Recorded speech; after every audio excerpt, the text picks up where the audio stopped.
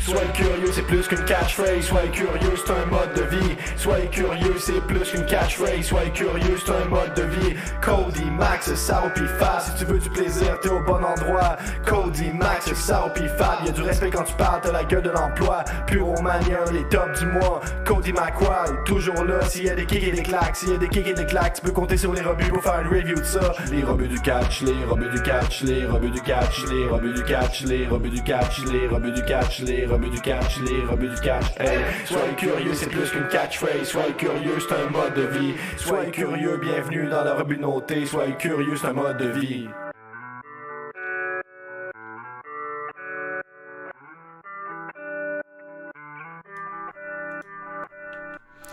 Allez, salut tout le monde et bienvenue pour la review de Terminus sur la chaîne des rebuts du catch, que ça soit en version vidéo ou en version audio. Je suis Cody McLeod et aujourd'hui on se retrouve donc pour la review de Terminus All Worlds Leader. C'était le premier show de la nouvelle promotion de Jonathan Gresham. Et pour en parler, je suis bien sûr accompagné du spécialiste indépendant des rebuts du catch, à savoir Fab. Comment ça va, Fab? Non, c'est Fab, le spécialiste. Tout d'abord, salut la compagnie. Ah Ouais, voilà. On essaie des choses. Hein. Ouais, bah, tu l'as jamais fait auparavant, ça. C'est nouveau. Non, ça, voilà, on tente. Comment ça va? Bah, ça va très bien. Ouais. On a vu un show, on va dire. On a vu un show. Il y a un peu de la déception, pour être honnête avec vous. Hein. On s'attendait à mieux que ce qu'on a eu, mais il y a des petites raisons peut-être. Bref, on aura de quoi en parler. Mais on n'est pas tout seul parce qu'on est également accompagné de Max. Comment ça va, Max? Bah ça va. Bonjour à tous. Ouais. Ça va. Ça va. On est tous un peu crevés aussi, hein, il faut le dire. Voilà, mine de rien, bah il y a quand même... Voilà. Bon, on va dire que moi j'enchaîne pas mal sur la chaîne avec pas mal de choses qui vont arriver. Il y a le podcast spécial sur André le Géant, j'ai fini le montage. Donc ça va arriver très bientôt pour les membres de la revue Family dans un premier temps. Puis après pour tout le monde. Et puis il y a pour Romania qu'on enregistre demain avec Fab. Enfin voilà, il y a des trucs, hein, il y a de quoi faire. Et vous aurez de quoi écouter en podcast sur toutes les plateformes de podcast, donc Spotify, Google Podcast, Deezer, Apple Podcast, on est partout sur toutes les plateformes. Vous recherchez les rebuts du catch et puis surtout n'hésitez pas sur Spotify, n'hésitez pas à mettre un petit 5 étoiles sur la plateforme, sur la page du podcast et puis ça permet de soutenir le podcast également. Et puis vous pouvez également bien entendu laisser un bon gros like, partager, peu importe la plateforme, peu importe le format, que ce soit en vidéo ou en audio. Et puis surtout n'oubliez pas, si vous souhaitez nous aider, enfin m'aider hein, pour être honnête, je dis toujours nous, mais bon au final les sous reviennent à l'association où je suis le seul dedans, mais bon voilà, c'est pour ça que je dis nous tout le temps, mais bon au final bon voilà, vous m'avez compris. Vous pouvez bien entendu rejoindre la Rebut Family pour avoir les podcasts en avant-première. Et puis voilà, pour soutenir la chaîne il suffit seulement, c'est pas si cher que ça, c'est uniquement 4,99 € et ça se passe sur YouTube. Il suffit de cliquer sur le bouton rejoindre. Bon allez, on va pas perdre de temps, on va y aller tout de suite donc avec le show Terminus All Worlds Leader. Et nous on voulait en parler, c'est Fab qui a lancé l'idée parce que sur le papier ça donnait envie, Fab. Ouais, clairement. Premier show déjà de Jonathan Gresham, de sa compagnie, donc déjà ça inspire un peu confiance quand on connaît un peu le personnage. Et oui, non, il avait accueilli beaucoup de ex-ROH, entre guillemets, ça venait d'AEW, d'Impact. Ouais. Et il avait réussi à consolider plutôt une carte hyper solide pour de l'indie. Ouais, c'est ça. En plus, c'était disponible donc sur fit.tv. C'était combien le show? 15 €. 15 €, ok. Et c'était donc commenté par Dave Prazak et Lily Leonard. Et il y a eu Matt Taven qui a intervenu aussi à un moment. Mais Dave Prazak, qui est, je crois, l'ancien owner, je sais plus si c'est de Shine ou de Shimmer, je crois que c'est de Shimmer si je dis pas de bêtises, et il va rentrer dans le Indie Hall of Fame de Game Changer Wrestling également, parce que c'est quelqu'un qui a été important pour le catch indépendant. Lenny Leonard, je ne connaissais pas personnellement, donc voilà, je sais pas trop ce qu'il avait fait avant. A priori, d'après Cage Match, il aurait été sur Dragon Gate USA. Ok. À une époque. en tout Ok, cas. il a sûrement commenté Dragon Gate USA, sûrement, ou peut-être dans les bureaux ou autre. Donc voilà. Petite information déjà, pour la version vidéo, j'ai très peu de photos, j'en ai quelques-uns, mais surtout pour les gros matchs. Je n'ai pas pour les premiers matchs parce qu'il y a eu quelques soucis au point de vue de la carte. Ils n'ont pas vraiment, c'est clairement pas eu de bol pour ce premier show. Parce que le show avait lieu à Atlanta et si vous suivez un peu les informations, vous le savez, il y a des tempêtes de neige en ce moment aux États-Unis et donc il y a quelques catcheurs qui ont annulé leur venue parce qu'ils pouvaient pas se rendre au show et surtout il y a beaucoup de fans qui avaient payé leur place qui n'ont pas pu se présenter dans la salle et ça s'est vu, hein, la salle paraissait vide alors que c'était sold out. C'est clairement un gros manque de chance pour Gresham pour son premier show, Max. Ouais, bah tout à fait. C'est sûr que quand tu te tapes une tempête pour ton premier show qui va entraîner quelques trucs, même plus que des spectateurs en moins, c'est ça. Ça complique la chose, forcément. Ouais, effectivement. Et puis bon, bah là, il y a quand même un des gros noms du show qui était pas présent. C'était Jay Lethal, qui aurait dû avoir un match contre Lee Moriarty. Il a été remplacé, on y reviendra juste après. Mais ça fait un grand manque pour une promotion comme ça. Si t'as un Jay Lethal dans ta carte, tout de suite, ça fait du bien, quoi, Fab. Oui, c'est un des tauliers de la ROH.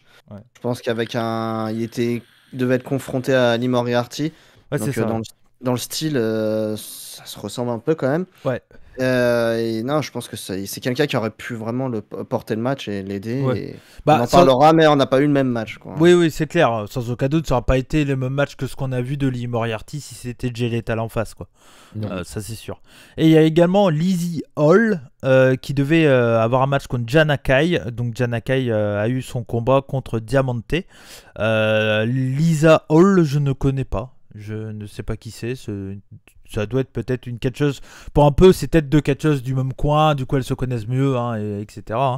Donc, peut-être que c'était peut-être prévu comme ça aussi pour ça. Mais bon, voilà. Donc, ça a été remplacé par Diamante. Et on y reviendra. Et pareil, de base, il devait avoir Alex Cooklin de New Japan Pro Wrestling qui devait catcher sur ce show. Donc, sur le papier, bah, c'est cool. Surtout quand on va raconter un peu l'histoire des règles. Hein, mais c'est vrai que c'était assez particulier. Pour être honnête, les règles, on n'a pas tout compris dans un premier temps. Mais bon, moi, personnellement, quand on comprend le délire de la promotion, parce que c'est ça qui est important de dire, c'est clairement pas une promotion qui va plaire à tout le monde.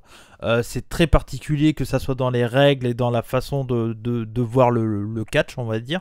La seule règle qu'on connaissait déjà, on va dire d'avance, qu'on avait déjà vu avant de voir ce show-là, c'était la règle pure du main event qu'on connaissait chez Ring of Honor. Mais sinon, bon, voilà, il y avait des règles assez particulières. J'ai les règles devant les yeux, donc je vais vous dire tout simplement quelles sont les règles pour cette promotion. Donc ça sera pour tous les matchs de la promotion, pour tous les shows. Voilà, donc ça sera comme ça. C'est parce qu'ils eux, en gros, ce qu'ils disent, c'est qu'ils essayent de réinventer le catch grappling un peu à l'ancienne. C'est comme ça c'est un peu ça le style de la promotion. Je sais pas ce que t'en penses, toi, Fab.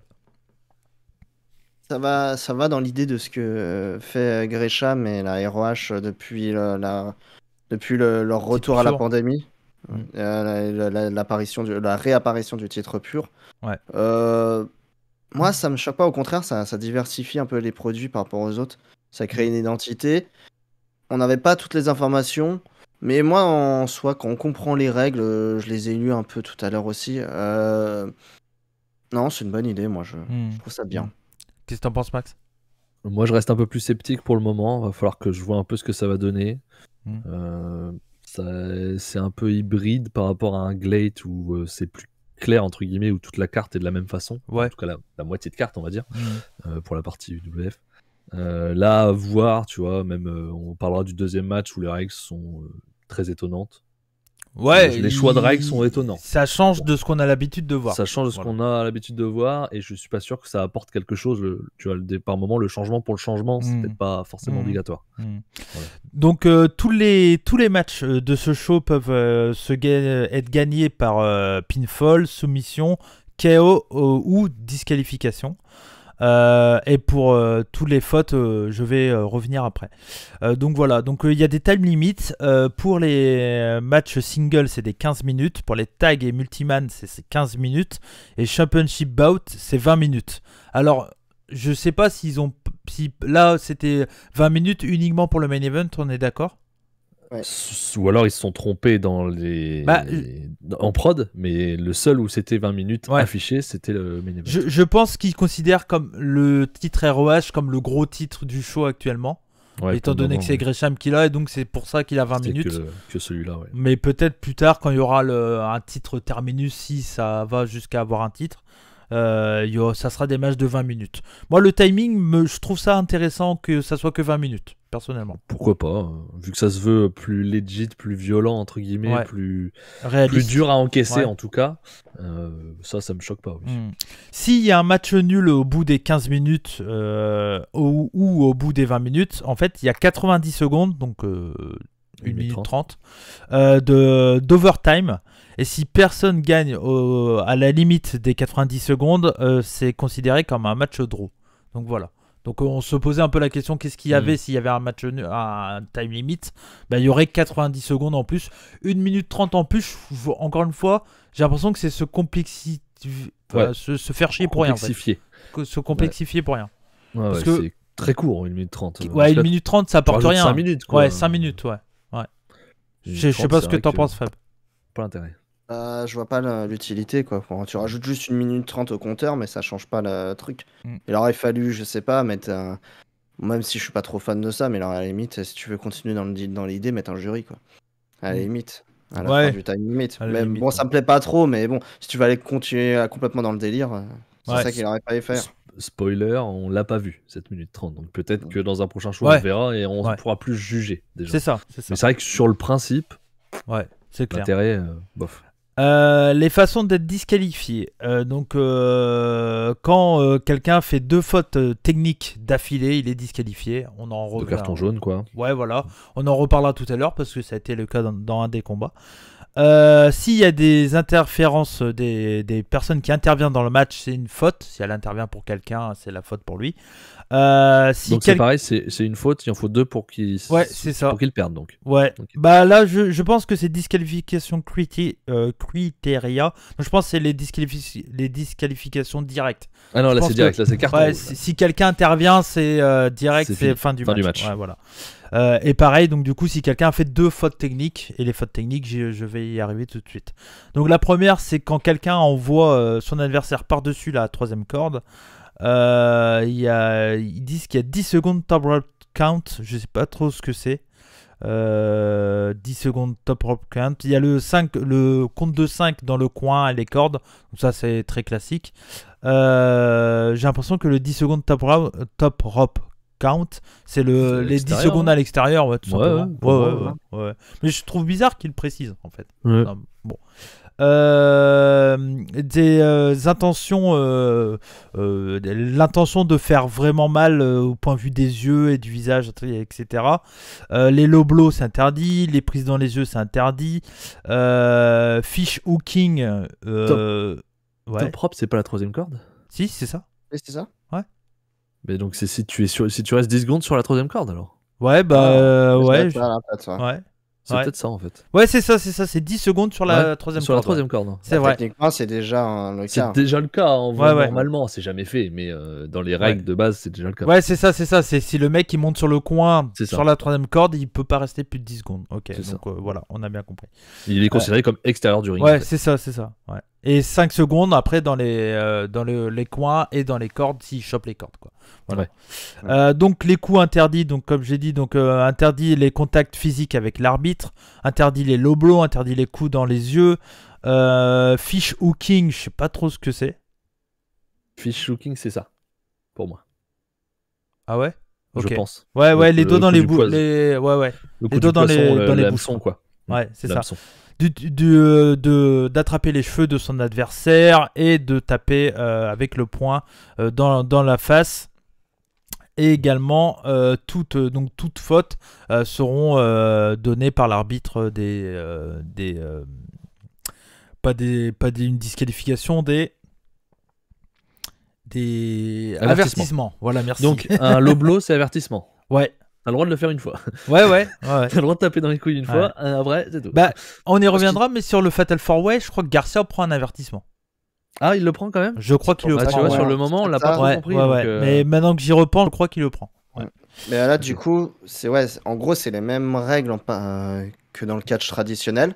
En plus, on rajoute la troisième corde, Ouais. le coup de la troisième corde. Sauf que là, c'est pas juste on te dit fais attention, tu prends un carton jaune. Ouais, La ouais. différence. Tu va prends dire- un carton jaune et un carton rouge ensuite. On va dire qu'à la différence au catch habituel, là, c'est vraiment précisé, quoi. Voilà, C'est c'est ça. vraiment. Sévère. C'est Ouais. ça. Ouais, ouais. Parce qu'après, dans le temps, avant, on n'avait pas le droit de monter sur la troisième corde, c'était Mm, interdit, mm. de toute façon. Ouais. Après, l'oblo juste carton jaune, c'est gentil, hein, Ouais, bon. Bah, par exemple. ouais, oui. Cat out, donc compte à l'extérieur, c'est de 5 secondes. Donc c'est vraiment. Faut Ah pas ouais. rester à l'extérieur. Ouais, du catch. Ouais, Et voilà. c'est un carton jaune, par contre. Bah Du non, non, il parle sur, par exemple, si quelqu'un, par exemple Brian dans le match contre Page, il Ouais. sortait de lui-même à l'extérieur du ring par D'accord. dessous la troisième corde, au niveau de la deuxième, bah là il a pas de carton jaune. On dit carton jaune, mais c'est pas ça, il sort pas son Ouais, carton jaune, avertissement, mais quoi. avertissement. Mais il a 5 secondes à l'extérieur du ring, quoi. Donc c'est beaucoup. Ça c'est une grosse différence. Souvent c'est 10. Voilà. Ouais, tout à Ou fait. 20 au Japon. Et tout usage d'armes et disqualification directe et expulsion de terminus. Allez, ça dégage. Voilà, si quelqu'un utilise une arme, c'est expulsé de la Si tu promotion. reviendras plus. Et là, tout de C'est suite, hein, c'est... Ouais, C'est ouais, ter- c'est ça. c'est terminus pour On s'est terminus. cliqué, c'est claque, il sort direct là, C'est par ça. la sortie de secours et hop. C'est comme Alex Colon avec John Wayne Murdoch. Il prend les clics et puis il les donne à son adversaire. Je sais pas si t'avais Voilà. vu ça, Fab. Non. Bah il y avait eu le match Colon contre John Wayne Murdoch à Game Changer. À la fin du combat, c'est à moitié shooté en vrai, je sais pas quoi. Et Colon est parti dans les vestiaires. Il s'est ramené avec la valise de John Wayne Murdoch. Il lui a dit casse-toi d'ici. Je sais pas trop si c'était vrai ou pas. Bon, bref, on n'est pas là pour parler de ça. Mais voilà, donc les règles de Terminus, et ça sera ça pour tous les shows de Terminus. Donc voilà, je sais pas si vous avez des trucs à dire là-dessus. Ouais, j'ai en même temps. Donc voilà. On va commencer du coup avec le show. C'était le 16 janvier 2022. On était du côté de Atlanta, Géorgie, aux États-Unis, au Salvation Army Croc Atlanta. Et donc, comme je l'ai dit tout à l'heure, commenté par Dave Prazak et Lenny Leonard. Le show a commencé avec un match simple. Donc c'était Lee Moriarty. Qui a affronté donc du coup le remplaçant de Jay Lethal. C'était également un ancien de Ring of Honor et l'ancien champion pure de Ring of Honor parce qu'il n'est plus, le titre a été rendu vacant et même supprimé. C'est tout simplement Josh Woods qui est là. Et dans l'idée d'avoir un catcheur comme Josh Woods, c'est pas non plus étonnant vu le style, Fab. Non, oui, on a voulu remplacer un peu en urgence, je pense, et on a pris l'ancien champion pur, donc ouais, dans l'idée, c'est pareil. Ouais. Après, c'est beaucoup moins expérimenté, Oui, c'est le souci. Forcément. c'est ça. Et ça se ressent en fait dans le combat. Le combat, c'est beaucoup de techniques, il y a du travail de bras, les deux travaillent le bras de son adversaire, etc. C'est pas mal, mais c'est juste pas mal en fait. Il y a rien, en fait, il y a pas mal d'hésitation, il y a de la technique, des tentatives de faire de la technique, mais ça rend pas crédible, je trouve, à mes yeux. Je me souviens des contres qu'ils font au niveau des bras, où chacun prend le bras de l'autre et tout, on dirait plus de la danse qu'autre chose. Ouais. On sent que ça manque d'expérience clairement dans ce combat-là, et c'est pour ça que je me dis qu'un Jay Lethal face à un Lee Moriarty, ça pourrait être que mieux. Surtout quand on voit Josh Woods, il est vraiment pas expérimenté, hein. C'est un jeune, il est pas si jeune que ça, je crois, en âge, mais en point de vue de carrière, il a pas une grande carrière, si je dis pas de bêtises. Il doit avoir 5 ans.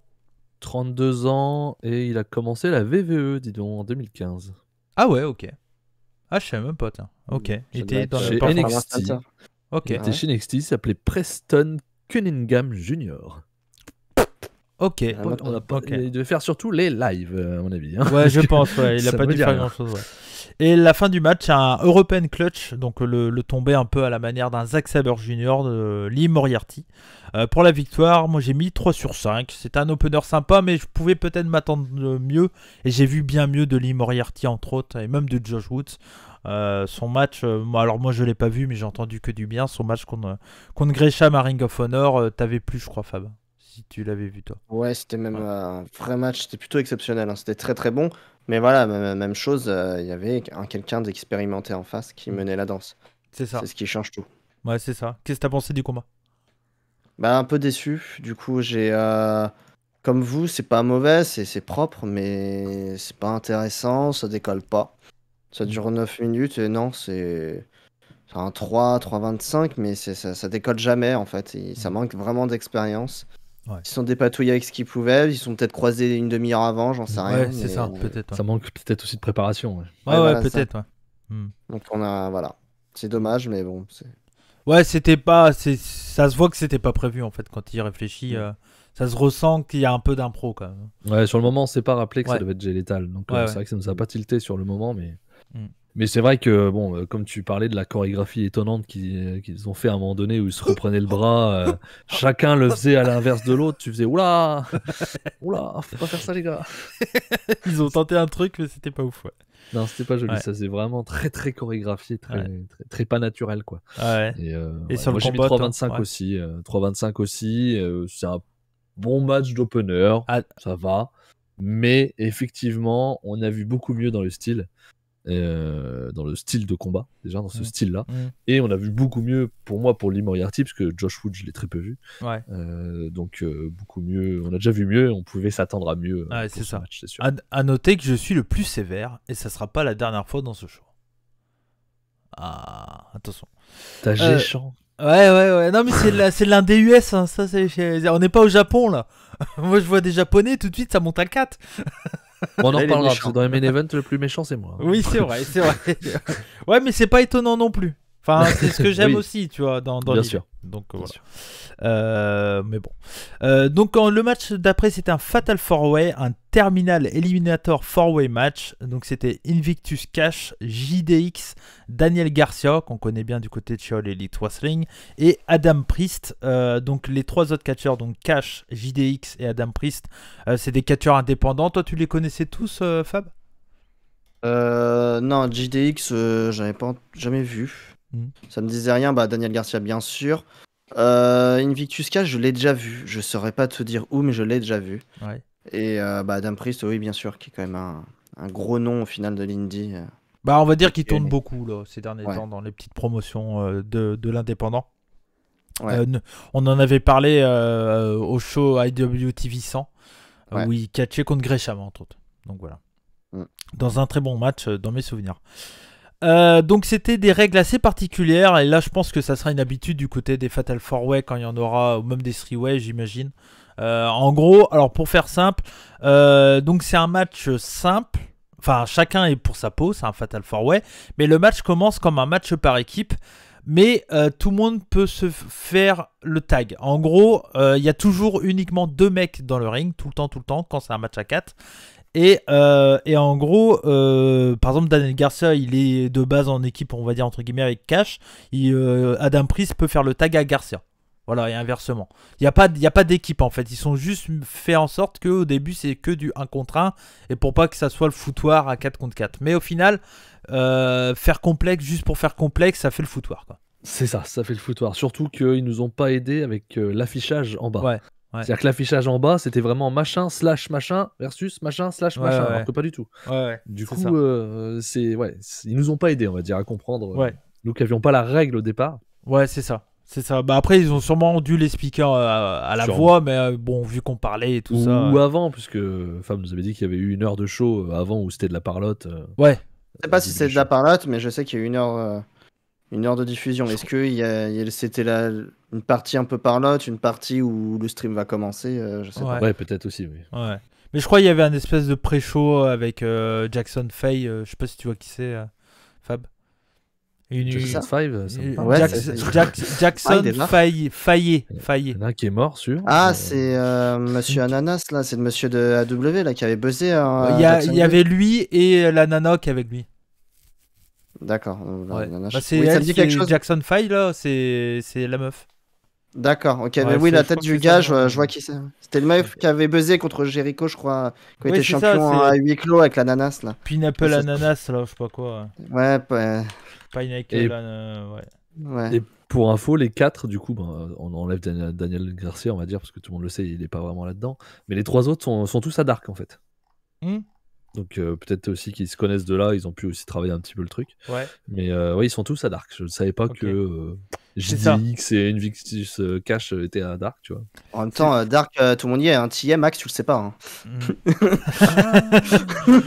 C'est ça, il y avait donc un tip-off show host, et c'était donc Sudge D, donc le Pineapple machin, je crois que c'est lui, hein.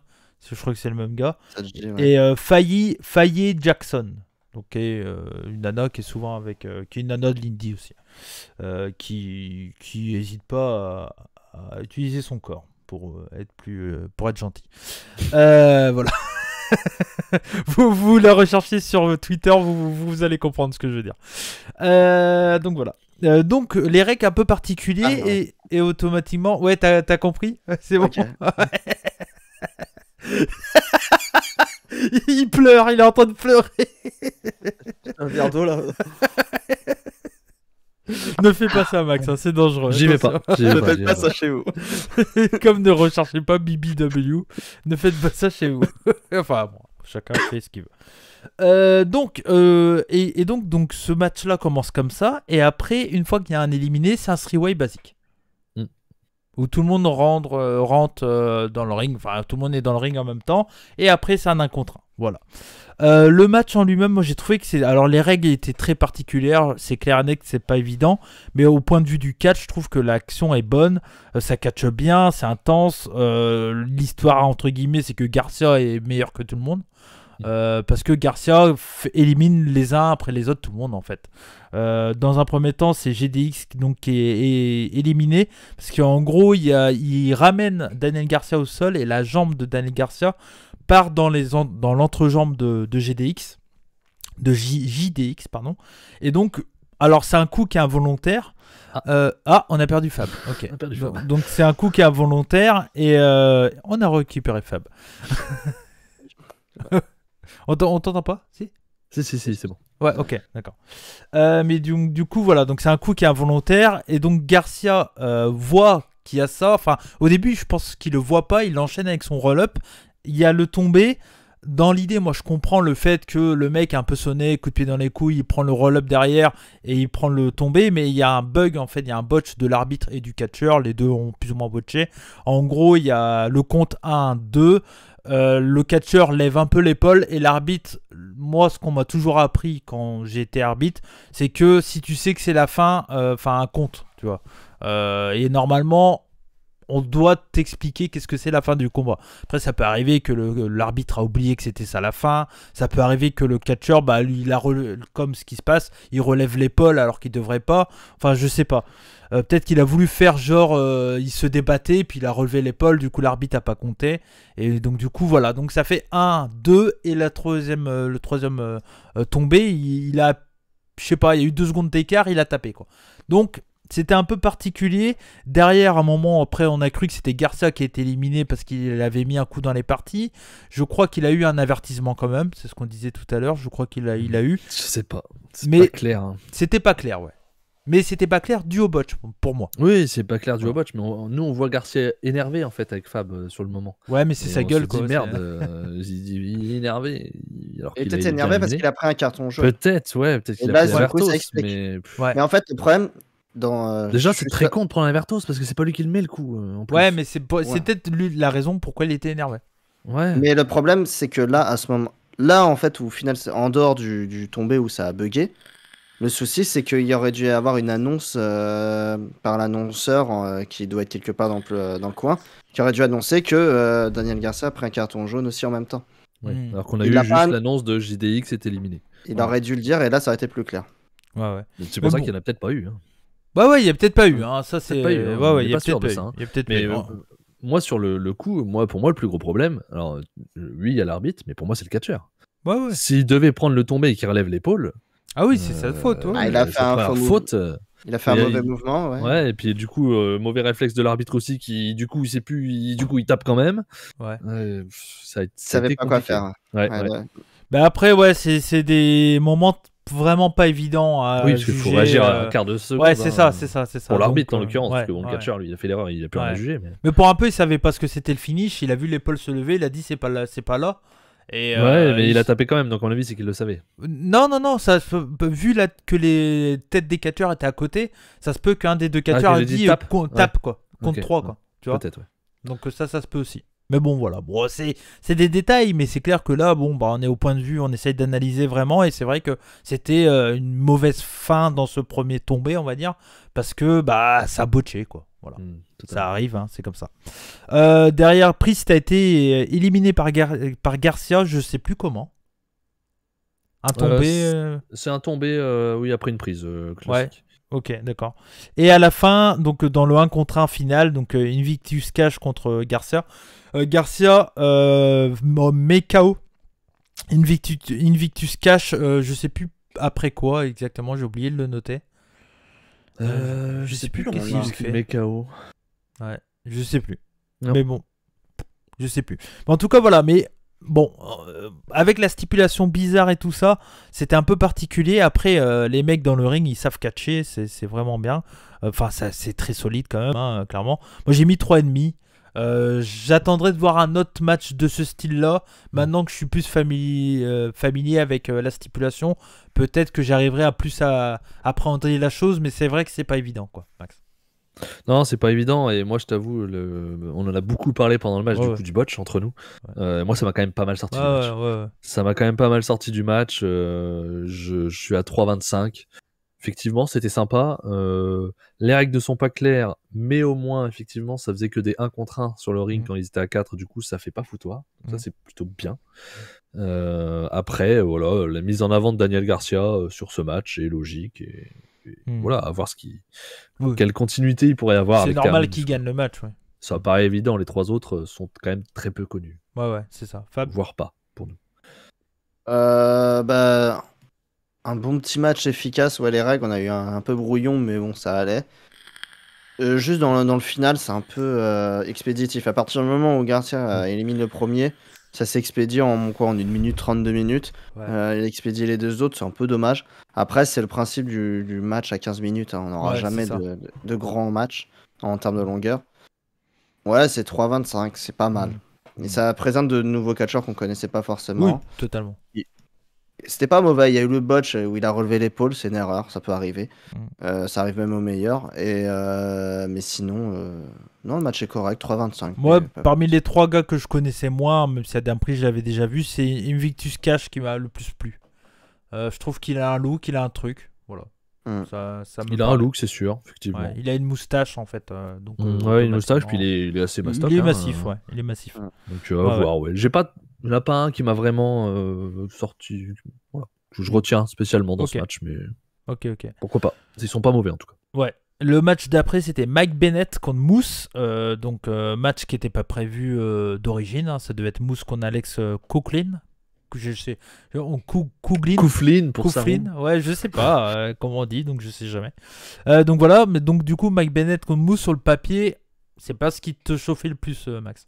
Non, c'est 2 catcheurs pour lesquels je suis pas fan. Moose, ça va un peu mieux depuis que j'ai vu son match contre Ishii à Strong. J'avais beaucoup aimé, mais c'est vrai que la plupart du temps, je le trouve assez fade. Alors Mike Bennett, lui, je le trouve totalement fade et sans grand intérêt. Forcément, Coughlin, que j'aime beaucoup, m'aurait beaucoup plus intéressé. Ouais, c'est clair. Forcément. Pareil pour toi, et il était quand même là. Hein. Il était là dans les. Oui, j'y reviendrai après. Il a regardé le match. Pareil pour toi, Fab.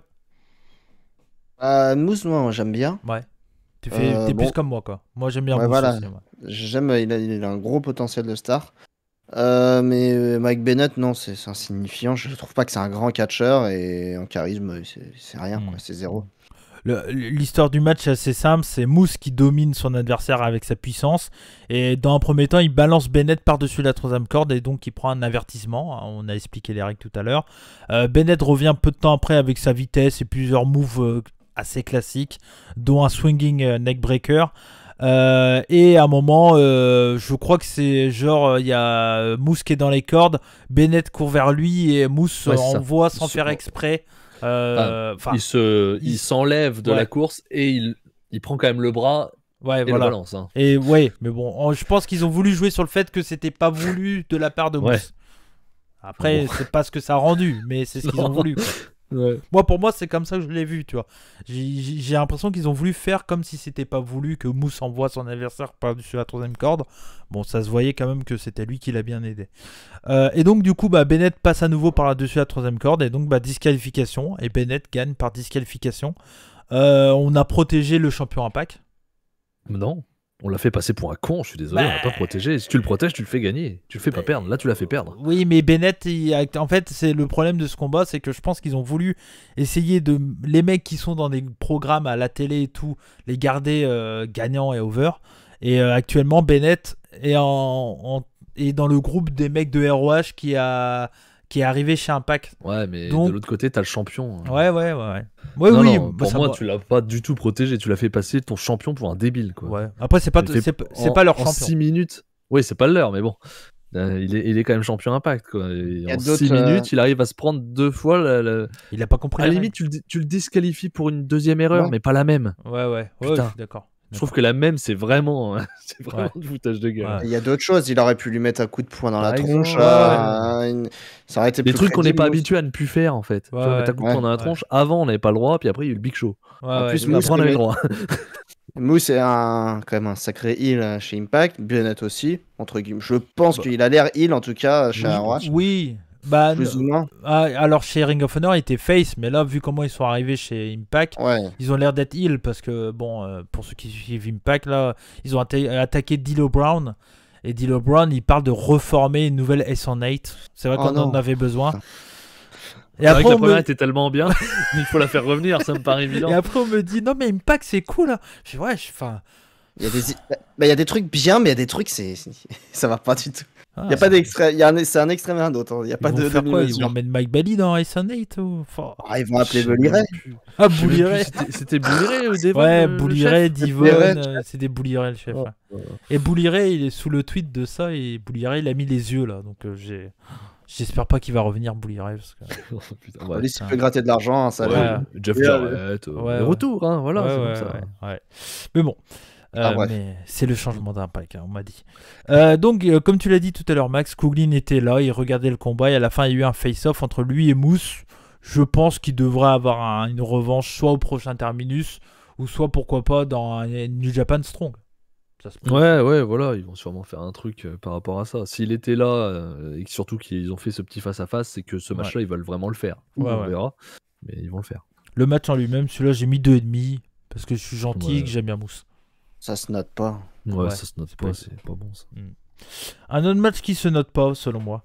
Diamante contre Janakai. Janakai. Donc c'est un combat, donc comme je l'ai dit tout à l'heure, ce n'était pas prévu que Janakai affronte Diamante. Et encore une fois, ça se voit que ça a été fait à la dernière minute. Voilà. C'est un combat qui se veut assez shoot parce que c'est un peu le personnage de Janakai, qui est une catcheuse avec un look très particulier. Ouais, très particulier, qui a un look clairement de fighter, quoi. C'est son personnage. Donc c'est un combat qui se veut shoot, un mélange au début de match, c'est mélange de technique et de coups, voilà. Le problème, c'est que la technique, elle est pas propre et les coups, c'est fade. Il n'y a pas d'intensité, quoi. On essaye, la sensation que j'ai eue, c'était vraiment, c'est la première fois que les deux catcheuses catchent ensemble et elles ont pas envie de se flinguer la gueule, ce qui est normal. Mais du coup, quand tu fais un style de catch comme ça... Et que tu touches à peine. Ouais. C'est... chiant. Et alors, Janakai, je sais pas si tu te rappelles, Cody, elle a été à Rampage. Elle s'est fait défoncer par Jake Cargill en 31 secondes. Le 1er décembre. Alors peut-être que c'est un qu'on n'avait pas vu, mais... Bah si, normalement si. Hein. Normalement on l'a vu, hein, j'en ai absolument aucun souvenir. Hein. Pourtant, vu son physique, on aurait dû la reconnaître, quoi. Ou alors elle avait peut-être pas ce physique-là à Rampage, je sais pas. Je sais pas. Normalement, on lui a peut-être demandé de mettre une autre tenue. Peut-être, ouais, parce que je t'avoue, 1er décembre, c'est pas très vieux. 2021. Rampage 18, Jade Cargill bat Janakai en 31 secondes. Si, on en a parlé chez les rebuts Rampage. Bah, sûrement, ouais. Attends, je vais aller voir. Parce que ça mais je t'avoue, je me rappelle absolument pas de l'avoir vu. En attendant, dites ce que vous avez pensé du combat, les gars. T'as chier. J'ai marqué catastrophe. Ouais. Voilà. Ouais, non, c'est pas bien. C'est un accident. C'est un accident de parcours. C'est pas bon, il n'y a pas d'impact, comme tu dis, dans les chocs. Et non, c'est un match qui n'aurait pas dû avoir lieu. Ils ont voulu... Non, c'est pas bien. Rampage, combien t'as dit 18. Eh ben non, on n'en a pas parlé. Ah, on n'a pas parlé. Bah, c'est Bah, pour je ça sais pas, peut-être je suis qu'on- passé de 17 à... On est passé de 17 à 19 dans les reviews.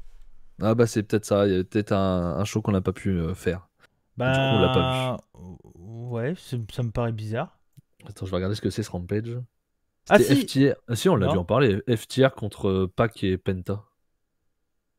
Sammy Guevara contre Tony Nese. Si, on l'a vu Si, on l'a Rampage. vu, ouais. On l'a vu. Ouais, on l'a vu. Tony Nese contre Sammy Guevara, on l'a Ah, vu. mais Donc au je viens de milieu, il y voir que avait Jet Cargill qui battait Janakai. Dans les Rampage, on a eu passé 16, 17 et 19. Donc je me suis foiré quelque part. Voilà. Mais bon. Oh, vous avez entendu mon Messenger qui s'est lancé. Bref, donc voilà, moi j'ai mis 2. Ouais, c'est... Et Diamante, que la prod a appelé Diamonté. Diamanté, ouais. Elle n'était pas prévue. Hein. Elle n'était pas prévue, donc en prod non plus, c'était pas prêt. C'est ça. Le match d'après, c'était Kiera Hogan contre Jordynne Grace. Donc là, bon, sur le papier, il y a Jordynne Grace, et heureusement. Parce que Kiera Hogan, c'est une catastrophe pour moi. Ah, c'est pas bon. De base, quand elle était chez Impact, c'était catastrophe. Et le peu qu'elle a fait sur l'Elite, c'était catastrophe aussi. C'était pour le titre Impact Digital Media Championship, qui est le titre réseaux sociaux un peu de Impact, qui est un titre intergender. Et donc c'est la championne Jordynne Grace qui défendait donc son titre contre Kiera Hogan. Donc début de match compliqué avec plusieurs hésitations, botch de Hogan d'entrée de jeu. Voilà, Grace est forte et carry ce qu'elle peut du match, clairement. C'est elle qui fait tout, elle call-up plusieurs fois Hogan, elle lui dit quoi faire, elle lui dit à un moment, on l'a tous vu, mais à un moment il y a donc première powerbomb de Jordynne Grace, et puis elle doit faire la deuxième, et on voit en gros les mains de Jordynne Grace qui lui dit attrape, et là, tu vois les mains qui font touc, qui attrapent après quoi. Putain, tu fais, elle a combien de temps de catch Hogan, parce que putain c'est Ça fait longtemps qu'elle est là. Il me semble, hein. parce que Elle a franchement commencé en 2015. Voilà, 2015. ouais. Et 2018, elle a Impact. Donc en 2018, elle est censée déjà Ouais. avoir un level, quoi. Non mais enfin je suis désolé, mais elle joue tout sur son look. Sa tenue c'est impossible. Je peux pas regarder un de ses combats, on voit trop son cul. Ça me dérange. À un moment, enfin voilà, je veux dire, Jordynne Grace, elle a un physique énorme. Elle pourrait montrer son cul 15 fois. Elle le fait que sur Instagram parce qu'elle est modèle. Mais sinon, je veux dire, quand elle catch, elle a une tenue de catch et on voit pas son cul quoi. Et t'as pas besoin de ça quoi. Donc du coup, et là, Kiera Hogan, c'est que ça. Et voilà. Et donc elle finit victoire de Grace avec une grosse prise sur la nuque. Alors j'ai essayé de trouver le nom de la prise, j'ai pas réussi à trouver. J'ai vu que certains appellent ça le Fall from Grace, mais c'est pas tout à fait ça que j'ai vu aussi. En gros, c'est un espèce de Electric Chair Power Bomb sur la nuque de son adversaire. Voilà. Bon, on peut dire ça comme ça. Enfin, pas Power Bomb, mais en gros, son adversaire est sur les épaules et elle ramène la tête vers le sol. Voilà, c'est ça. Donc, bon, voilà, c'était une grosse prise, c'était bien sick, mais bon, ça m'a pas suffi pour moi. Enfin, Kiera Hogan gâche le match. Jordynne Grace fait ce qu'elle peut, mais c'était horrible. J'ai mis 2,5. Voilà. Pour Jordynne Grace. Voilà. Fab. Je vais monter à 3 parce que Jordynne Grace a fait le taf, elle a fait un bon taf. Oh, on est d'accord. Non, mais Kiera Hogan, c'est une énigme dans le monde du catch, de toute façon. Parce qu'elle est pas bonne catcheuse, elle a une réputation assez houleuse à Impact et même autre part dans les réseaux sociaux. C'est une mauvaise réputation. C'est en tout normal, cas. c'est la fille d'Hogan. C'est normal qu'elle ait une réputation mauvaise. Alors, Max, c'est pas parce que deux catcheurs ont le même nom qu'ils sont fils ou filles ou frères. Bah. Ah bon, les Hardy Boys sont pas frères, du coup. Bah, si, mais Devon et Bubba Ray Dudley. Et les Briscoe non plus? Ah, si, mais oui, mais bon, c'est pas tout le temps pareil en fait. Mais Christian et Edge, ils ont pas le même nom, mais ils sont frères. On t'expliquera. Ok. Ouais. Vas-y, Fab. Et ouais, non, Kiera Hogan n'a rien à faire sur un ring, je suis désolé. Ça va aller, les gens? Oui, on a repris nos trucs de Dynamite. N'hésitez pas à l'écouter, voilà. Mais non, Kiera Hogan, c'est nul. Elle a pas de talent sur le ring. Nul, Hogan, nul. Nul. Non, elle a pas de talent sur le ring, je suis désolé. Elle est là, elle met une tenue aguicheuse et c'est tout ce qu'elle a. Voilà à quoi elle sert. Donc, je Je vois pas l'intérêt et non, faut plus la booker, hein. Ça serait bien. Moi, je suis d'accord. Ouais, on est tous d'accord là-dessus, hein. Jordynne Grace a sauvé le match de la catastrophe. Et Kyra, elle est perdue. Elle a pas d'impact dans ses coups. Ouais, c'est ça. Et avant que quelqu'un mette dans les commentaires qu'on a des propos misogynes ou autres, ou j'en sais rien ce qui peut être dit, mais enfin, bon, voilà, je me méfie avec ce qu'on peut dire des fois dans les commentaires. Si on dit ça, c'est parce que Kiera Hogan joue tout sur ça. Ah oui, elle arrive, elle booty check, on voit son cul, elle joue que sur ça. Elle a des moves avec son cul, elle joue que par rapport à son cul. Donc à un moment, moi, à part ça, il y a rien de, je vois rien en fait de Kiera Hogan. Donc bon, voilà. Et je pense que, enfin, à un moment ou à un autre, quand t'as des mecs chelous qui la supportent, c'est pas parce que c'est une bonne catcheuse, quoi. Non, mais non, de toute façon. Voilà, faut être honnête. C'est clair. Non, mais voilà, moi j'ai mis 3, je suis à 3 aussi, hein. Je suis comme Fab pour Jordynne Grace, quoi. Ouais, voilà. Ouais. Bon, on est d'accord sur le truc. Hein, oui, bien sûr, on est totalement d'accord. Bandido contre Baron Black, c'était pour le titre ROH. J'ai pas la photo pour ce match-là, c'était pour le titre ROH, de Bandido. Voilà, faut faire, parce que Bandido a gardé le titre ROH, on va pas revenir là-dessus, hein, mais voilà. Et il faisait face à Baron Black, qui est un jeune catcheur ou pas, Baron Black? Il n'y a pas son âge sur Cage Match, par contre il est là depuis 2012. Ok, il est là depuis 2012, mais il a pas dû faire des grosses promotions. Bah, il a fait AEW, hein. Ouais, mais bon, Dark. À Dark, ça compte pas. 13 matchs à Dark en 2020. Il a fait la news. 33 matchs à Dark en 2021. Ouais, bah, il fait les victoires pour Ogogo et tout le bordel, quoi. Ouais, il est catcheur de la New South aussi, hein. Ok. Qui est une compagnie montante en indie. Mais ouais, non, il a pas une grosse carrière. Ce match-là, c'est un peu le même style de truc. C'est qu'on a quelqu'un qui est vraiment pas à l'aise dans son catch, Baron Black. Même si moi, je l'ai quand même trouvé mieux que Kiera Hogan. Il fait déjà il propose plus de trucs. J'ai noté des moves de lui, tu vois, dans le truc. Donc c'est déjà un point de plus que Kiera Hogan, clairement. Après, dans le match, voilà, Bandido carry totalement le match. Encore une fois, il fait ce qu'il peut. Et encore une fois, pour du Bandido, c'est pas le meilleur de Bandido, mais il fait ce qu'il peut. Shane Wrestling en début de combat, échange de moves mais Black botch un peu. Domination de Bandido, retour de Black avec un atomic drop plus Northern suplex. Je sais pas s'il a pris un avertissement, mais logiquement, il aurait dû en prendre. Je sais pas. Pas vu. Near fall, il y a un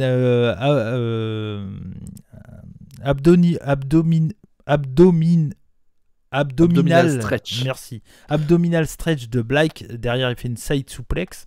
Near fall de Bandido. Il y a un échange d'Atemi. Derrière, il y a un neck breaker driver. Je l'ai appelé comme ça parce que ça faisait un peu ça. Near fall de Black. Inverted Indian Deathlock de Bandido. La Snap German plus une Liger Bomb. Derrière, il y a Black qui revient avec une Texas Cloverlift.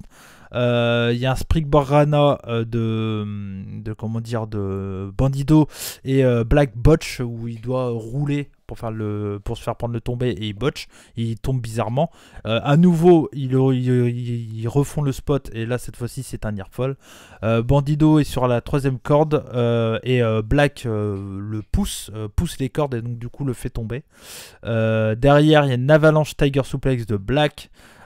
Pour finir, il y a un JTH de la part de Bandido, puis sa Modified Rebound German Suplex. Sa German Suplex avec l'aide des cordes pour la victoire de Bandido. J'ai mis 3,25. Voilà. Beaucoup aussi grâce à Bandido, mais alors on sent que qu'il est pas à l'aise et qu'il a l'air très green. Peut-être qu'il était stressé et tout ça. Hein. Parce qu'au final, se dire qu'il est green alors qu'il a commencé en 2012, ça me fait un peu mal au cul. Oui, mais bon, après. C'est ce que j'ai noté aussi, mais je savais pas qu'il avait commencé en 2012. Ouais. Après, il faut voir où il a commencé. C'est des compagnies un peu backyard, j'ai l'impression. Je suis en train de regarder, c'est des trucs assez obscurs. Commencer et vraiment s'entraîner. Enfin, je sais pas. Ouais, mais bon, il a quand même 200 matchs, quoi, d'après Cage Match. Et encore, il y a pas. J'imagine qu'il en a plus que ça. Hein. Ouais, non, mais voilà. Bon, moi, j'ai trouvé pas trop mal, surtout grâce à Bandido. Voilà, j'ai 3,25. Mais je conseillerais pas non plus. Hein. Allez voir plutôt Bandido, Mike Bailey au Bola. Oui. Dans 3 mois. Oui, dans 3 mois et demi. Ouais. Ou aller le voir directement, direct, quoi. Mais sur place. Sur place, voilà. Ouais, c'est clair. Non, voilà pour moi. Max. Je suis à 3, moi. Je mets le même note pour les deux mêmes matchs. C'est-à-dire que dans les deux cas, t'en as un qui est pas prêt, qui est pas bon. Et dans les deux cas, t'en as un qui est là pour sauver le match. Il n'y a rien à en retenir non plus de ça. T'as Bandido et Jordan Grace qui ont combattu contre des catcheurs qui n'étaient pas à leur niveau, qui n'étaient pas au niveau d'une carte comme on ne pouvait espérer. Ouais, je suis d'accord. Fab? Ouais, moi c'est 3 aussi. Un peu déçu, je connaissais pas Baron Black. Je connaissais de nom, mais je l'ai jamais vu catcher. Et un peu déçu, j'ai très étonné parce qu'ils avaient vraiment parié là-dessus. C'était un match qui était prévu par contre. Oui. Et c'était totalement prévu. Ils en avaient même fait plusieurs affiches comme quelque chose d'important. Et assez déçu, assez étonné. Je sais pas trop pourquoi il est là. C'est trop tôt en tout cas, ça c'est sûr. Non, ouais, 3. C'est sûrement des catcheurs que Gresham a vus et qu'il a trouvé cool et puis il les a ramenés chez lui, quoi. Voilà. À quel moment il a pu trouver Kerrigan cool? Ah bah. Ça qui est. Je sais pas, Jordan Grace a pas mal travaillé avec elle. Peut-être qu'ils se sont dit ça va le faire et tout ça, et puis en final non. Tu vois, peut-être. Parce que Jordan Grace a pas mal travaillé avec Kerrigan chez Impact. Donc, ça doit venir de là, de toute façon. Ouais. Donc, bon. Le match d'après, la belle surprise du show. Clairement, c'était un match par équipe. Donc, c'était Fred Yehi et Tracy Williams. Donc, c'est Catchpoint 2.0. Alors, Catchpoint, c'était une faction qui avait dans l'indé de 2016 à 2010. 2015 à 2017, un truc comme ça, je sais plus exactement les dates. Et dedans, donc à l'époque, il y avait Fred Yehi, Tracy Williams, il y avait Matt Riddle, Drew Gulak, Rory Gulak. Je sais plus qui c'est qu'il y avait dedans, j'avais cité aussi, je vous en avais parlé. Mais en gros, c'était une faction de gros mecs techniques du catch, voilà, du catch indépendant. Et donc Fred Yehi, Chris Dickinson, ouais. Dominic Garrini, ouais, et TJ Perkins et TJP. Et donc que des mecs techniques pratiquement en mode totalement. Donc voilà, ça a bien marqué, on va dire, Evolve dans ces années-là. Et donc Fred Yehi et Tracy Williams, malgré que les deux travaillaient chez Ring of Honor, Tracy Williams était chez Foundation, Fred Yehi était là, mais il n'était pas vraiment là, voilà, il était là sans être là. Et donc ça s'était arrêté. Et là maintenant que Tracy Williams est de retour en indé, du coup ils ont reformé Catchpoint 2.0, peut-être pour une fois, peut-être parce que c'est aussi Terminus et que c'est exceptionnel, je sais pas. En tout cas voilà, ils l'ont reformé. Et face à eux il y avait donc Dante Caballero et Joey Keys. Et Joey Keys et Caballero, c'était des gars qui étaient au dojo de Ring of Honor, les deux. Moi je les avais vus à l'époque quand ils étaient en tant que rookie du dojo, dans des matchs pure qui étaient très bons déjà à l'époque. Et donc j'étais un peu un peu en attente de voir qu'est-ce que ça allait donner. Et clairement on n'a pas été déçus, Fab.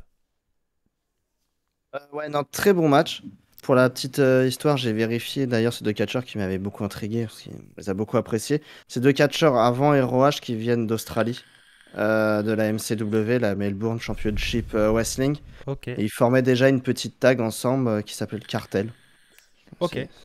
Donc c'est pas des rigolos, je pense. Du coup, sur le papier, ouais. Et non, voilà. Et non, pour le match, non, grosse surprise de cette équipe. Déjà un physique impressionnant, les deux. Ouais. Ils ont une shape, ils ont tout ce qu'il faut, ils travaillent bien ensemble. Ouais. En face, Freddy Yehi et Tracy Williams, on les présente plus. Je ne connaissais pas l'équipe parce que Evolve, je n'ai jamais suivi. Ouais, j'ai jamais vu l'équipe. J'ai jamais vu Evolve, pardon. Et non, le match est peut-être, à part le main event que j'ai quand même apprécié, c'est l'un des matchs à conseiller. Oui, totalement. C'est un bon 4 et non, c'est une très très bonne surprise. Et que ce soit dans le match et dans le résultat. Ouais. De toute façon, c'est ça, Fred Yehi et Tracy Williams, c'est la technique, et Caballero, Joey Keys, c'est la puissance, quoi, dans ce combat-là. Et ça fonctionne parfaitement. Et enfin, on a vraiment, on va dire, des adversaires qui sont du même niveau. Voilà. C'est ça. Sachant que on pouvait en douter, peut-être pas toi, du coup, Cody, parce que tu les avais déjà vus. Mais moi, je savais qu'ils étaient pas trop mal. Je sais pas, moi. Je pensais pas qu'ils allaient être à leur niveau, au niveau de Fred Yehi et Tracy Williams, clairement. Parce que la plupart des matchs, t'avais quand même l'impression que c'était un expérimenté contre un genou, et là du coup ça faisait un peu pareil. Ouais. Un tag expérimenté contre des genoux entre guillemets, en tout cas peu connus. Et là ça n'a pas fait du tout le même impact qu'on a eu sur les matchs d'avant, quoi. C'est vraiment, le match est vraiment très très cool, quoi. J'ai marqué enfin. Ouais. Enfin, parce qu'on est à la fin du show, quoi. Ouais, c'est clair. Moi, Yehai, déjà, je l'aime beaucoup. Je l'aime beaucoup depuis pas mal d'années. Et Tracy Williams a été très intéressant aussi. Je le connais un peu moins, par contre. Mais bien stiff, je trouve, Tracy Williams. Le match est vraiment rythmé, bien puissant, grâce notamment aussi aux 2 de Ring of Honor. Vraiment très très cool. Moi, j'ai mis 3,75 plus comme MFAB. Je précise. Fred Yehai et Tracy Williams, c'est clairement des. Même pour Caballero et Joey Keys, hein, NJPW Strong. Hein. Allez-y. Ouais, carrément. Carrément. Franchement, c'était vraiment pas mal. Mais je crois qu'Yehai et Tracy Williams ont déjà fait Strong. Hein. Oui. Yehai, c'est sûr. Tracy Williams, je ne sais plus. Je vais vérifier. Mais peut-être que Joey Keys et Caballero aussi, hein, étant donné que c'était Ring of Honor. Et alors, j'ai regardé, Joey Keys, ça fait du dark. Ok. Du dark. C'est All Elite, mais c'est tout. Mais comme les 3 quarts des catcheurs indés. Hein, c'est ça, apparemment. Bah ouais, mais pas Caballero. Ah non, Caballero, il a pas droit. Et pourtant, il est bon. Il est puni. Ouais. Et la grosse victoire, parce que victoire de Caballero et Keys, avec un headbutt de Keys à la fin. Victoire bien surprise, on a été surpris, hein, clairement. Oui, carrément, oui. Que Catchpoint 2.0 allait gagner. Ouais, moi je suis pareil, j'ai mis 4. Un bon 4. Bien un match, le premier match à recommander du show, clairement. Ouais, totalement. C'est dommage que c'est l'avant-dernier, quoi. C'est ça. C'est dommage. Mais voilà. Donc, non, pas de strong pour Tracy Williams. Ok. On va enchaîner du coup avec le main event. Le main event, c'était pour le titre ROH Original World Championship. Alors, comme je vous l'ai dit tout à l'heure, hein, Bandido est champion ROH actuel. Et Gresham est champion ROH Original. Et clairement, nous, c'est ce qu'on pense aussi. On sait que ça a été annoncé. Hein. Ring of Honor reviendra le 1er avril pour Supercard of Honor pour le WrestleMania Weekend. Et clairement, ils ont leur main event. Gresham contre Bandido. S'ils font pas ça, ils sont cons. Oui. C'est sûr. Ça peut être que ça. Ouais, ça peut être que ça. Voilà. Donc, du coup, soit pour un nouveau titre Ring of Honor, ou soit pour reprendre pour le titre, pour rassembler les titres et oui, à voir comment ils veulent redémarrer, quoi. Bah, pour désigner un vrai champion, quoi. Ouais, parce que je pense qu'il y a l'an champion qui a pas pu défendre son titre, et entre guillemets Gresham, on peut considérer que c'est champion par intérim. Ouais. Vraiment dans l'idée. Mais pour moi, ils vont repartir avec tout, donc avec des nouveaux titres, avec clairement un nouveau style graphique. Enfin, moi, je m'attends vraiment à ça du nouveau Ring of Honor. J'espère qu'ils vont vraiment pas repartir sur les mêmes bases noires et blanches. Comme NXT, tu veux de la couleur? Non, mais je sais pas, ils peuvent partir sur un truc jaune et noir avec un certain Triple H au booking. On sait pas, soyons fous. Ils vont rappeler Bully Ray et puis voilà, c'est bon. Imagine le truc. Voilà, je veux pas l'imaginer, est-ce que c'est possible? Triple H qui se barre et qui rejoint Ring of Honor. Ah bah... Il y en a plein qui attendent que ça. Ah ouais, c'est clair. Mais bon, on va pas espérer des trucs qui vont sûrement pas arriver, mais bon, on verra bien. Ouais. Tout peut arriver dans le catch actuellement. Oui, tout est possible. Mais William Regal a bien été viré, hein, quand même. Donc, oui. Donc, d'ailleurs, au passage, William Regal sur les réseaux sociaux, c'est l'agent de comment il s'appelle, Danny Burch. Ok. Non, enfin, je dis ça parce qu'il partage tous ces. Il y a Danny Burch qui a dit c'est Martin Stone, son nom anglais, enfin son nom indie.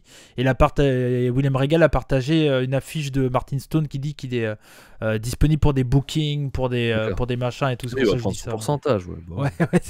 Bah, d'ailleurs, s'il y a des promotions françaises qui tombent là-dessus, booker Martin Stone, hein, parce que lui, point de vue expérience et tout, pour des séminaires et tout, si vous avez moyen.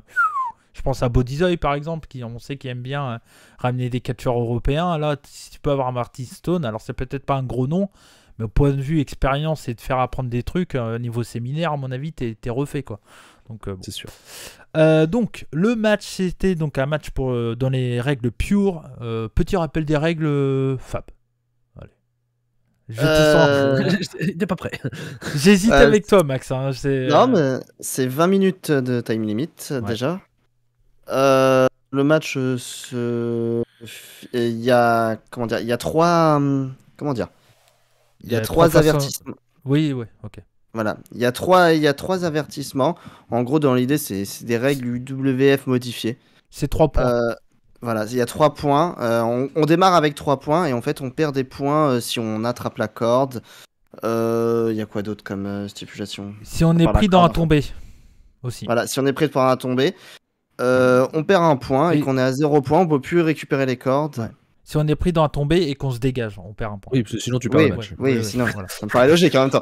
Mais, si, tu peux toujours prendre les cordes, mais ça ne changera rien. Voilà. Et donc en gros, oui, voilà, il y a plus de drop break à partir du moment où tu perds tes 3 points. C'est ça. Et puis voilà. Et beaucoup, le storyline des matchs purs joue beaucoup là-dessus d'ailleurs. Ouais. Et par contre, si t'as plus de points et qu'il y a un tombé fait sur toi, t'as perdu automatiquement ou pas? Non. En disant ça, j'ai un gros doute sur le. Ouais, du coup, parce que c'est bizarre. Du coup, tu vois, t'imagines. Ah, je d'accord, je me mets sur toi, t'as perdu. je crois que le seul où quand t'es compté par l'arbitre, tu perds des points. Ouais, peut-être, ouais. C'est ça, c'est ça. Et quand du coup, quand t'as pu, tu peux pas être KO, quoi. Voilà, c'est ça. Même quelques secondes, quoi. Ouais, c'est ça. Parce que là, je crois que c'est ça. Je crois que c'est plutôt ça que l'histoire des tombées. Effectivement. Donc les deux sont clairement dans un style qu'ils connaissent et c'est vraiment top. Il y a un Uncle Lock de Josh Alexander et Gresham vient prendre les cordes et donc il perd son premier point. Donc j'ai passé un peu le début du combat, c'est de la technique pure et puis à un moment ça part à l'Uncle Lock. Gresham prend les cordes et perd son premier point. Derrière, un peu plus tard, il y a un deuxième Uncle Lock de Josh Alexander et les cordes pour Gresham à nouveau et donc il perd son deuxième point. Un peu plus tard, il y a retour de Gresham en attaquant les jambes de Josh Alexander. Il y a un échange de chops, des esquives de coups, etc. Il y a même une chop dans la jambe. Et derrière, il fait figure fort et Alexander commence à vendre sa jambe et prend les cordes pour perdre son premier point. Donc là, on est à 2-1. Gresham accélère le combat et il tape dans le nez avec un poing fermé. Et coup dans le nez avec le poing fermé. Alexander, ouais, c'est ça en fait. Ouais, il perd un point. Alexander, non, un avertissement. Il perd pas de points. Il perd pas de points. Un coup de poing dans le nez, c'est pareil, c'est comme les règles là, c'est pas. Il me semble qu'il a perdu un point. Il a perdu un point. Il me semble. Ouais. Ah d'accord, ok, peut-être pour les règles pures, c'est ça. Ok. Donc effectivement, donc Alexander perd, oui, j'avais noté après. Alexander perd un point et donc après avoir mis ce coup de poing fermé dans le nez de Gresham. Il y a German Suplex, il y a 2 fois d'affilée de Gresham, il y a Dragon Screw de Gresham, des échanges de chop, c'est là qu'il fait une chop également sur la jambe, donc il s'attaque vraiment sur la jambe. Alexander a mal à la jambe, il y a un springboard, il y a Gresham qui part dans les cordes, je crois. Et où Alexander allait partir pour les cordes et Alexander s'arrête parce qu'il a mal à la jambe. Ils le font 2 fois d'affilée. Moi personnellement j'ai adoré. Je sais que toi Max ça t'a un peu dérangé la façon que ça a été rendu. C'est la façon qu'il vende sa jambe, c'est très bien. La façon dont il le fait, c'est-à-dire qu'il commence à courir, il s'arrête, il se plie. Et puis il refait le même coup le coup d'après. Pour moi, tu commences à courir, t'as ta jambe qui lâche, tu tombes. Ah ouais. Tu t'arrêtes pas et tu te plies. Tu vois. Mais bon. il se plie pour pouvoir prendre la prise d'après, quoi. Ouais, c'est ça. Mais bon, dans l'idée, moi j'ai trouvé ça très cool. Vous savez, si vous nous écoutez, j'adore tout ce qui est selling et tout, donc automatiquement ça me plaît. Springboard contré en tombstone de Alexander. Derrière, c'est un near fall. Oui, heureusement qu'on perd pas de points, sinon sur le tombé. C'est vrai que ce serait chiant. Ça serait chiant. Échange de coups, j'ai confondu avec des règles du WF Rules. En fait, où les mecs tombent par terre et ils perdent des points. Échange de coups entre les deux hommes. Il y a un esquive de Enzuguri, puis à nouveau un knuckle lock de Alexander. Alexander va pour essayer de faire un coup de poing. Et il lui dit non, si tu fais le coup de poing, tu perds le match parce qu'il avait plus qu'un point. Je crois, ou disqualifié du coup, peut-être double coup de poing. Je sais plus, je crois que c'est ça. Je crois qu'il y a une histoire d'avertissement. Hein. Je crois que le coup de poing dans les règles pures, c'est une fois t'as droit, 2 fois disqualifié. Je crois que c'est ça. Peut-être, mais ce qui est sûr, c'est qu'il avait perdu un point. Ouais, quand même. Okay. Malgré tout. Ça lui a quand même fait perdre un point. Mais peut-être qu'il a le droit qu'à un coup de poing, effectivement. C'est aussi un carton jaune en plus de perdre un point. Ouais, c'est ça, ouais. Il y a un pile driver de Alexander et Gresham prend les cordes parce qu'il était pas très loin. Et donc Gresham a plus de points. Et donc s'il va dans les cordes, Alexander n'est pas obligé de lâcher la prise. Retour de Gresham où il attaque à nouveau les jambes. Il y a un knuckle lock de Alexander. Gresham prend les cordes, mais il n'est pas obligé d'arrêter la prise. Alexander. Donc Gresham, s'il abandonne, c'est la fin du match, malgré qu'il est dans les cordes. Donc voilà. Et donc il cède, il fait un peu propulsion de son corps pour balancer Alexander dans les cordes. Et Alexander tombe la glotte première au niveau des cordes. Et donc, du coup, ça casse la prise. Les deux hommes après sont sur le coin. Il y a une superplex. Les deux hommes sont au sol. Et là il y a un roll-up. Je crois que c'est dans un premier temps c'est Gresham qui contre un truc et il part en roll-up. Les deux hommes ont les épaules au sol en même temps. L'arbitre compte et c'est un draw parce que les 4 épaules étaient au sol. Et donc du coup il n'y a pas de gagnant. Et vu qu'on est dans des règles pures, il n'y a pas le système des 90 secondes en plus, etc. qu'on a dit tout à l'heure aussi. Et puis là, c'est pas un problème de temps. Oui, c'est pas un time limit en plus, t'as raison. Donc, ça durait combien de temps d'ailleurs? Ça finit à 1 minute. 17 minutes. Ouais, 17 minutes. 17 minutes. Oui, c'est le premier match Ring of Honor qui a fini à 14, je crois. Bandido, oui, c'est ça, 14. C'est 14. Tout à fait. Donc voilà, moi j'ai adoré ce combat. Il y a tout ce que j'aime dans le catch. Point de vue technique, le selling est cool. J'adore les deux catcheurs. C'est un match que je peux que conseiller si vous aimez le style qui est particulier. Mais moi j'adore ça. J'ai mis un bon 4,5 sur 5. Match recommandé, meilleur match du show pour moi. Voilà. Fab. 4,25 pour ma part. Le match est vraiment très très cool en fait. C'est deux catcheurs que j'aime beaucoup. J'ai pas grand chose d'autre à dire. T'as fait un très bon play-by-play. Merci. J'ai un peu bégayé parce que je suis fatigué, mais merci. Et c'est non, c'est vraiment cool si vous aimez les deux catcheurs. Vous savez que ça peut matcher. Moi, je sais que je crois que c'est Max qui aime pas trop ce genre de finish, mais moi, ça me dérange pas. Je m'en doutais un peu. Je vais dire, ouais, je m'en doutais un peu qu'on allait approcher d'une égalité parce que les deux doivent rester forts dans leur compagnie respective. Même si Gresham n'a pas vraiment de compagnie, mais il continue à surfer sur la ROH. Et Josh Alexander a des projets futurs chez Impact très importants, je pense, en tout cas. Donc, ça allait certainement finir en draw. Mais va aux 20 minutes alors. T'es à 3 minutes de la fin. C'est pas faux. Double compte, quoi. Mais bon, ils ont fait des choix, je sais pas. Mais moi, ça me choque pas plus que ça. Le double tombé me choque pas, il est bien fait en plus. Donc, les deux ont bien les épaules au sol, y a pas de tout problème. est très bien fait, donc c'est propre. Donc non, c'est un match vraiment que je conseille. Et ouais, voilà. Effectivement. Juste, je viens de voir ça sur Twitter, ça a été dit par All Elite Wrestling, Max. Ok, John Moxley revient ce mercredi. Voilà. C'est ça. Donc, il apparaîtra à AEW avant d'apparaître autre part. Ce qui est logique. Je sais pas si AEW est très très content que Game Changer ait annoncé avant quand même son retour. Je sais pas si c'était prévu ça. Ouais, je sais pas. Mais bon. Donc voilà. Max. Ouais, moi je suis pas aussi haut que vous. C'était un très bon match. J'ai mis 3,75. Du coup, moi j'ai même préféré le tag dans le style. Après, moi j'aime beaucoup les matchs purs, ce genre de trucs. Mais je pense que je mettrai sûrement jamais aussi haut que vous. Je pense que j'aime moins que vous ce style de match-là. Ou alors, il faudrait vraiment que ça soit exceptionnel. Ça marche très bien entre les deux. J'aime beaucoup les catcheurs aussi. Peut-être moins que vous aussi, qui peut expliquer la note. Après, moi j'ai eu quelques problèmes effectivement. Vas-y. Pour moi, c'est simple, Gresham. Voilà. Et sur ta tête, c'est. Non, c'est pas Alexander. Bugs Bunny. C'est pas le même. Mais pour moi, Gresham, c'est le meilleur catcheur technique actuellement. Même avant Zack Sabre. C'est pas évident. Je sais pas, mais.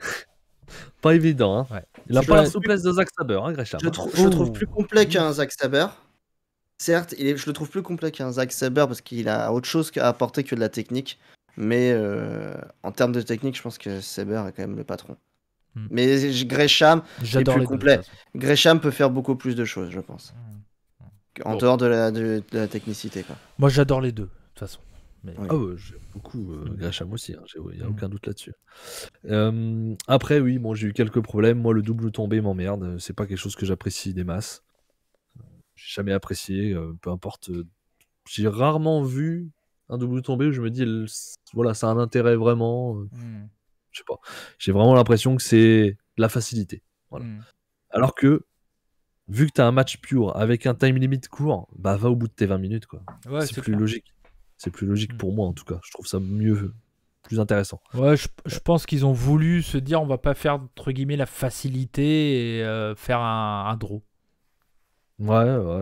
Bon, moi, je trouve que c'est plus facile de faire un double tombé. Je sais pas.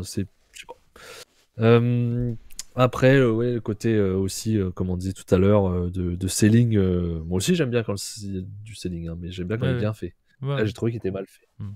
Je trouvais qu'il était pas logique, on va dire. Mm. Il était vraiment fait pour que, tu vois. Bah, c'était du selling de catch, quoi. On va dire. C'était du selling pour qu'il soit enchaîné. Mm. Voilà. Moi, je préfère le selling de je tombe et du coup, je prends pas le Rainmaker, quoi. Ouais. Là, je préfère. Ouais, c'est clair. Ouais, c'est pas pareil. Après, c'était tellement bon. Ouais. Donc voilà, je suis à 375, hein, donc très bon match. Je conseille moi aussi les 2 derniers, bien entendu. Mais voilà, je suis un poil moins que vous. Ok, très bien. Et donc, on pensait que c'était la fin du show. Voilà, donc après ce draw, les deux hommes se serrent la main, tout ça. Et là, on voit Bandido qui arrive. On se dit, bon, bah là, ils vont faire le face-off pour que Ring of Honor se frotte les mains et puis ils disent, on a notre photo pour le main event. Et donc, ils commencent à se serrer la main. Enfin, Bandido veut serrer la main de Gresham, mais là, il y a une musique qui arrive. Et c'est tout simplement Santana Santana et Ortiz, c'est plus Proud and Powerful qu'il faut les appeler, Inner Circle, voilà. Donc Santana qui arrive, et je suis très content clairement de le voir là parce que c'est pas un catcheur qu'on a l'habitude de voir solo. Ouais, on s'attendait pas à ce qu'il arrive. Hein. Ouais, on l'a vu, on se demandait qui c'était qui arrivait. Clairement. Et Fab en plus a fait il a dit un bon truc quand il est arrivé, c'est que Santana et Ortiz, depuis qu'ils sont chez All Elite, ils sont nulle part. Ils sont que chez All Elite. C'est vrai. Donc, à la différence de beaucoup d'autres qui catchent un peu partout, tu vois, alors qu'ils sont chez All Elite. par exemple. Oui. Enfin, FTR, on les a vus que chez Ring of Honor pour le moment. Au Mexique quand même. Oui, et au Mexique, une fois. Mais tu vois, c'est beaucoup moins qu'à John Moxley, par exemple, qui a fait plusieurs. Oui, bien sûr. John Moxley a été un peu en indé, il a fait Game Changer, pareil pour Malakai Black, enfin voilà quoi. Il y en a plein qui catchent un peu partout. Et donc Santana arrive donc seul, hein, il est sans Ortiz, et donc il parle un peu de leur rivalité qu'ils ont eue et d'un match en équipe qu'ils avaient eu, donc LAX contre CCK à l'époque. Donc c'était Chris Brooks et Gresham, si je dis pas de bêtises, et c'était chez Progress, Fab. Ouais, c'était Progress, j'ai vérifié, Progress chapitre 93, Get Lucky, qui est un match tag team que j'avais vu qui m'avait époustouflé. C'est un match, franchement, faut vraiment le voir dans une vie. Il est vraiment incroyable. Ouais. Et même eux le disent que c'est considéré comme l'un des meilleurs matchs tag team de tous les temps. Bon, ils abusent peut-être, je sais pas. Mais... Ouais, c'est compliqué, mais bon, il est exceptionnel, ça, c'est vrai que... Que eux le disent, effectivement. Oui, c'est normal. Faut pas dire, c'était pas mal. C'est normal. On avait fait un match moyen quand même. Ouais, on a vu mieux. Mais bon. Et donc du coup il finit par dire qu'il veut défier Gresham pour le prochain show de Terminus qui aura lieu dans cette même salle je crois le 24 février. Et donc on connaît le main event de Terminus 2 qui sera donc Jonathan Gresham contre Santana, sûrement dans des règles pures j'imagine aussi, et pour le coup moi ça me tente parce que c'est bien cool, c'est frais de voir Santana en solo et ça me donne envie quoi, clairement. Ouais, totalement. Donc à voir ce que ça va donner après la suite et tout ça. Mais bon, il y a juste le truc drôle, c'est que Bandido a servi à rien, il était là, mais juste pour le face-off. Ils ont fait un face-off quand même à la fin. À la fin, ouais. Avec les 2 titres, mais sinon voilà. Et donc le show se termine là-dessus. Je sais pas si vous avez un truc à dire sur l'arrivée de Santana. Étonnante. Étonnant, mais c'est bien. Je m'attendais pas, et ouais, je suis d'accord avec Fab, c'est bien. Est-ce que vous allez regarder le deuxième show ? Oui, je pense. Je verrai la carte, mais oui, il y a des chances. Oui, je pense qu'on va suivre le projet. On risque d'en reparler sur la chaîne des rebuts, je pense. J'espère que ça va s'améliorer un petit peu. Ouais, c'est ça. Je veux pas rester sur ça. J'étais hypé sur le truc et j'ai pas envie de rester sur ça. La prochaine fois, je pense qu'ils auront pas d'excuses en tout cas, quoi qu'il arrive. Et enfin, j'espère pour eux en tout cas. Ouais, parce que là, on leur a trouvé des excuses sur certains matchs. Après, Baron Black et Kiera Hogan, c'est eux qui ont décidé. Ouais, c'est clair. C'était pas le remplacement.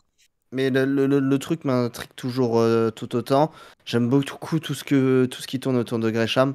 Donc, non, je verrai le prochain show. Après, on oui, puis il faut pas juger que sur un show non plus. Oui, c'est ça. Comme je l'avais dit avec Max quand on regardait le show, les premiers shows d'Evolve, ils avaient des cartes de malade, mais ça n'a pas spécialement marché au tout début parce que c'était très... ils ont tenté des trucs qu'ils ont supprimés après dans le futur de la promotion. Enfin voilà, il y a peut-être que le truc qu'ils ont fait pour le Fatal 4-Way, peut-être qu'ils vont plus le refaire comme ça, quoi. Je sais pas. Ou peut-être qu'ils vont persister là-dedans. Ouais, voilà. Après, la prod aussi doit se caler parce qu'il y a quand même des petits problèmes. Pareil, à un moment, la caméra, sur quelle tombée? C'est quelle tombée qu'on a mal vue? Le headbutt. Ok. La caméra, elle change au moment du tombé final, enfin du choc final. Tu fais bon, dommage. Mais après, ça reste quand même une prod pour de l'indé plutôt honnête. Oui, ça reste honnête. Mais il y a eu des petits ratés quand même. C'est très bien filmé avec une bonne. Entre guillemets, c'est très bien filmé avec une bonne qualité de caméra, mais c'est derrière le monsieur qui tient les boutons, à mon avis, qui a merdé. C'était la régie là qui déconne. Ouais. Les bons noms, le premier match, il n'y a même pas le timer, et rien, alors que tous les autres, il y a le timer. Ouais, c'est clair. Ouais. Non, mais bon, dans l'idée, c'était un show qui était quand même sympa. C'était pas très long en plus. 2h30, un truc comme ça. Et puis moi, ce que je retiens aussi, c'est qu'on peut s'attendre à des surprises parce qu'ils font perdre Moose. Ouais. Ils font perdre Yei et Williams contre les deux jeunes de Ring of Honor, enfin les deux du dojo. Gresham ne perd pas, mais il perd ses 3 points alors que Alexander en perd qu'un. Ouais. Donc il est quand même pas très protégé, on va dire. C'est quand même au final Josh Alexander qui est plus mis en avant. Parce que... Oui. Donc, il a été mis en difficulté, Gresham. Voilà, Gresham a été mis en difficulté alors que c'est le champion Ring of Honor. Tu te dis, voilà, il protège pas forcément, donc on peut avoir des surprises, quoi. Comme le tag où vraiment on s'attendait pas à la victoire des gars du dojo. C'est clair. Et créer des histoires tout de suite, parce que Kuglin, Moose, oui. Il y a, comme tu dis, Yai et Williams vont sans doute vouloir demander une revanche, ouais. Donc oui, ils installent tout de suite des trucs, donc c'est bien. C'est intriguant, c'est peut-être pour ça aussi qu'on a envie de le voir, c'est qu'ils tout de suite, voilà. Après le show, voilà, c'est dans un mois, hein. Donc on aura le temps de... Oui, mais heureusement, ils nous ont rattrapés sur les 2 derniers matchs, parce que sinon, on n'aurait peut-être pas voulu regarder la suite. C'est ça. Non, mais bon, voilà. Donc, de la qualité, mais voilà. Des catcheurs avec trop peu expérimentés pour certains, et du coup, on voyait une grosse différence, quoi. Donc, peut-être réajuster un peu la carte et s'assurer de prendre des mecs qui peuvent assurer peut-être un peu plus, quoi. Donc voilà. Mais non, dans l'idée, c'était quand même plutôt pas mal. Vu que c'est un show un peu particulier, qu'on a fait que la review d'un show, si vous avez une note sur le show complet. Moi, je mettrais 2,75. Ouais, ce que j'allais dire, je suis en dessous de 3. Ouais, 2,5 moi même. Il y a encore beaucoup de travail. Toi, t'as été déçu pas mal. Bah, je m'attendais à à largement plus. Et mais après, je suis quand même enthousiaste, hein. J'ai quand même envie de voir la suite. Mais non, 2,5, c'est quand même, ça reste. Pour moi, tu dis que c'est bien, non, pour moi, non, c'est pas ce que je voulais. On a été déçus. De toute façon, c'est des bonnes idées, mais pas assez d'expérience, quoi. C'est ça. En gros, pour certains, et qui font que. Mais voilà, mais il y avait des bonnes idées quand même. Donc voilà, donc ça sera à suivre pour les prochains mois. En tout cas, le prochain show c'est le 24 février. Donc voilà, donc ça sera à suivre. Et on vous refera la review pour le deuxième show sur la chaîne des rebuts du catch. Merci à vous les gars. Merci à toi. C'était un plaisir. Et puis Fab, on se retrouve dès demain pour Romania. Voilà, ouais. Et ça tombe bien parce que demain pour la diffusion et demain pour nous aussi. Donc tu vois. Ça tombe bien. C'est bien foutu quand même. C'est bien foutu. En tout cas, merci à vous de nous avoir suivis. C'était les rebuts du catch, Cody, Fab et Max, comme on dit chez nous, Banzai. Et surtout, n'oubliez pas. Soyez curieux. Ciao. Salut. C'était bizarre mon ciao.